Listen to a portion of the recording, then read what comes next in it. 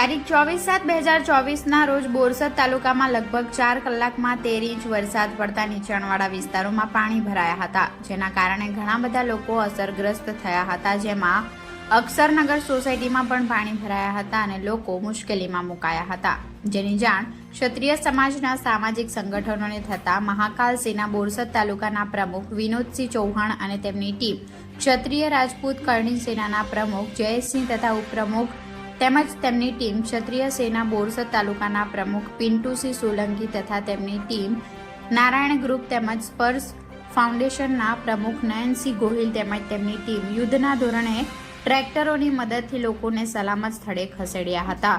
ખરેખર મુશ્કેલીના સમયે પહેલા સામાજિક સંગઠનોના આગેવાનો પોતાની ટીમ સાથે કોઈ પણ નાત જાતના ભેદભાવ વગર દરેકને મદદ અર્થે પહોંચી જાય છે.